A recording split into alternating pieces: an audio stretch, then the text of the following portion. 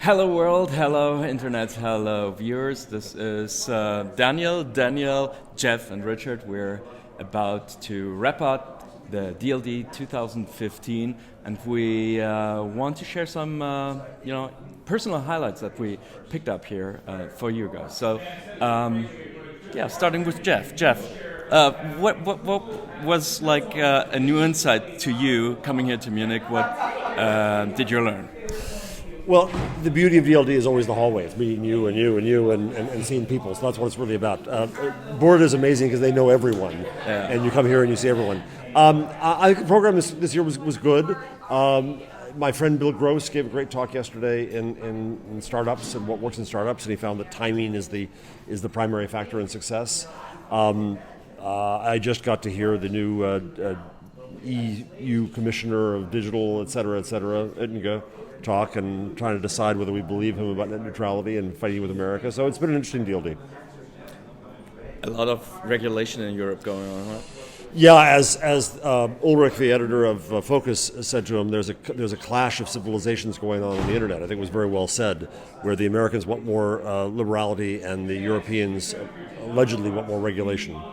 And we'll see how that works out. I think it was being positioned a bit as a war with America. I asked whether it was a battle. He said, no, it's competition and cooperation. But I think it's there's a bit of a battle against American technology companies going on here now. So you don't believe him? No. I mean, I wrote a piece in Die Zeit about what I called Euro techno panic. And I think that if you add together the Leistungsschutzrecht, the Spanish link tax, the right to be forgotten, the vote in the parliament against breaking up Google, and the Verpixelungsrecht with Street View and so on, you end up getting what I think is a hostile environment to technology innovation, but particularly American technology companies. Daniel, what about you? What did you take from DLD this year? So first, let me pick a video that everyone should watch. It was The Four Horsemen by Scott. I don't remember his... Scott Galloway. Scott Galloway, right. So it was such a enlightening talk. It was he talked so fast. I think he pressed 20 minutes in 10 minutes, but his perspective on Google, Amazon, Facebook, and Apple was very interesting, and he explained why he thinks Facebook is going up and Apple, and why Amazon and Google have certain problems, and that was very impressive to me. But I think the biggest takeaway is the Uber talk. So when the Uber founder has been here, it was quite interesting to see, because in the last month I got the impression that Uber never cares about his how it's received by the public, and now they presented for the first time here in Germany their strategy. They want to be the best buddies of a European city and mayors and stuff like this. They are big environmentalists, and they are a job generator. And they also save the unicorns. That is very important. That's so important. So that Anke Domscheit-Berg said at a blogger meetup that they've dubbed him the Übermensch in all senses of the word. That he's going to save Europe. Brilliant. Yes, yeah. Brilliant. So I'm wondering if you heard of self-driving cars, but never mind. So that was interesting, and I'm not fully convinced by their attitude towards their business. So that concerns me a bit. But it's not easy to criticize Uber, because normally when you criticize Uber as journalists, the people, for example, online people say, "Oh, you're driven by the taxi lobby," and I think it's not too far-fetched. So it's not easy. Yeah.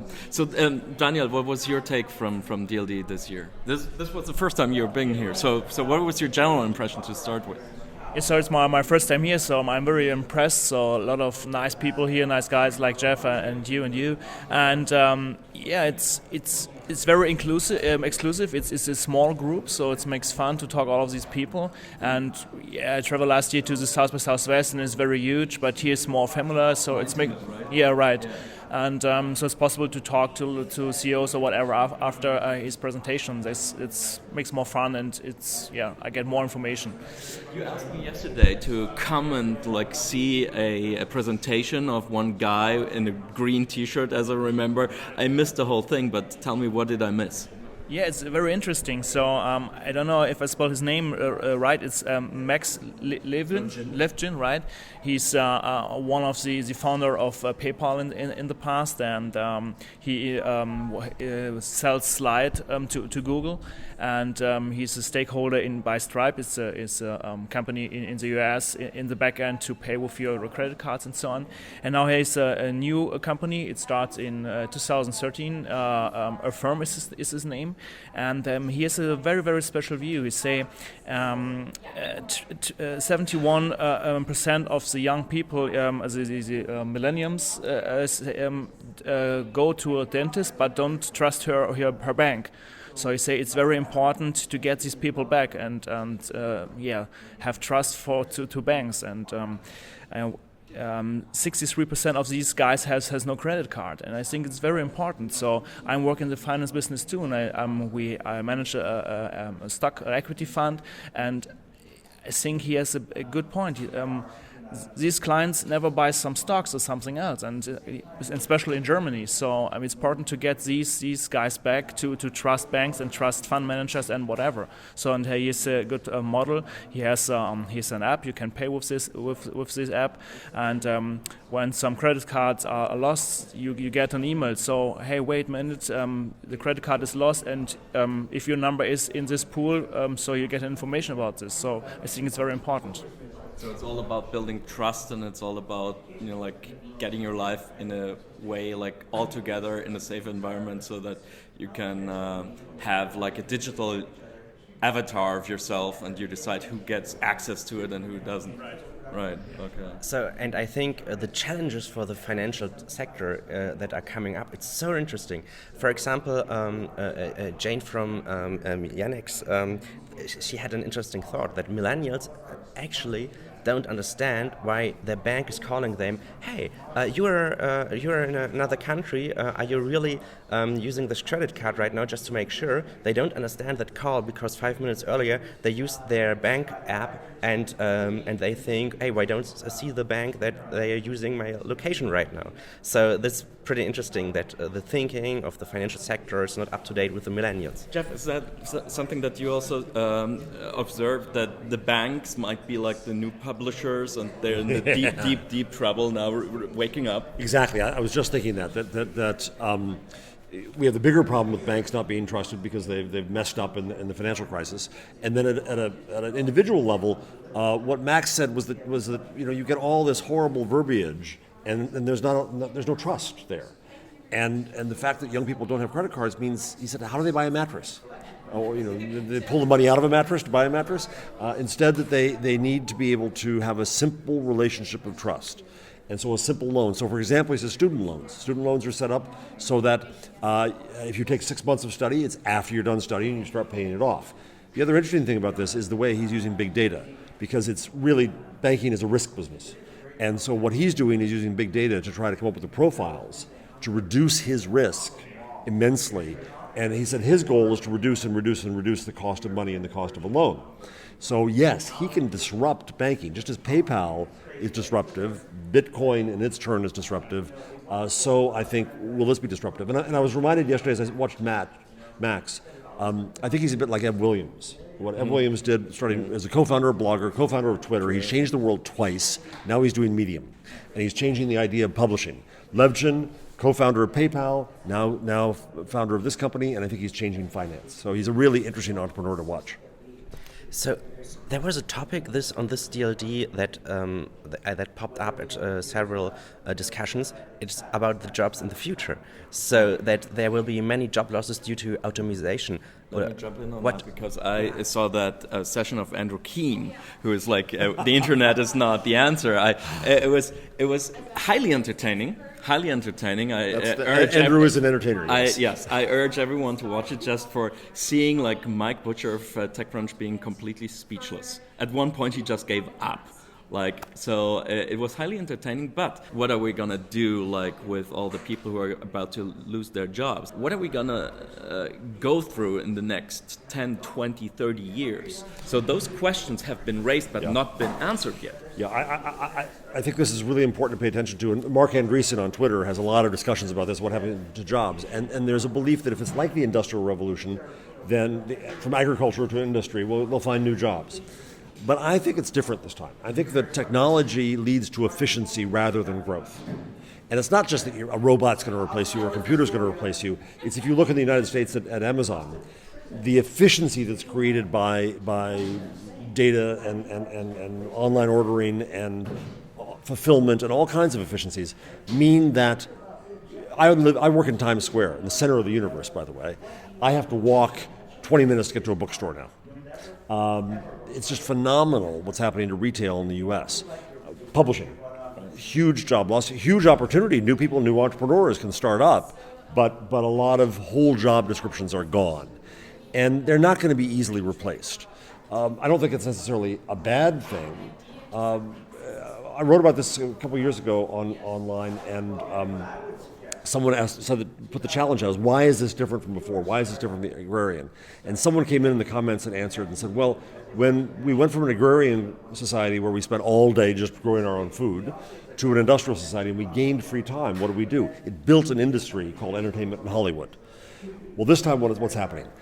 We don't build a new industry, we're just entertaining ourselves for free. And there aren't really new jobs created in that way. So I think it's an issue we have to deal with at a societal level. Europe may be in better position because Europe has better safety nets than the United States. Do you think there is a point that Andrew had by saying, we must start to regulate the internet? We all had fun, made gazillions of money, some people did. But now we need to find some certain ground rules that we all need to agree on. It's such a European way to look at things. Yeah, of course. I think that I was also in a session with Alex Christie about Gutenberg, and I believe it's important to keep in mind that it took 150 years after the invention of the Gutenberg press before anyone thought to invent a newspaper. The internet is too young. We don't know what it is yet. We think it's a medium. It's not a medium. It's not what we did. Right? It's an infrastructure. It's a way that people connect with each other. We don't know what it is yet. It is too soon by far to say that we can define it and thus limit it and regulate it and legislate around it. This is a very American attitude. But no, I think we've got to leave it permissionless. We've got to leave it as a space for innovation. The wild, wild west. Yeah, and that's okay. The Wild West led to a lot of good things. True. California. It's just interesting thing. Elon Musk recommended a book. It's Super Intelligent from Nick Bostrom. I don't know if somebody read it, but it's very interesting. So what you mentioned before, so we need 40 or 50 years, so then you have some computer chips that are more efficient and more intelligent than with humans. And then it's the exact point what happens then. So we need some rights, or what we do with some intelligent chips, and what happens then in the future. So we need some rules, and I think this is very important. So at the end, perhaps we terminate us on ourselves. So and Terminator is perhaps the future. I don't know. Yeah, so it's very important. And when you read these books, it's what you mentioned. You see GDP growth over many hundreds of years, and it's slow down, and then you have the agriculture and industrial culture, and it goes up. And when we have these efficient chips, so it's perhaps in 6 days you can double the GDP growth. And when it sounds unbelievable, but perhaps it is true. So and then happens more and more in this world, and we don't know what happens at the moment. Exponential growth, and at one point everything just collides. It's a giant house of cards, and we're yet at the very bottom, right? It's fun. It's fun. Yeah. So I think we meet again next year to see what the fun is going to look like by then. Jeff, it's been a pleasure. Thank you. Great to see you. Thank you. Thank you very much. Bye.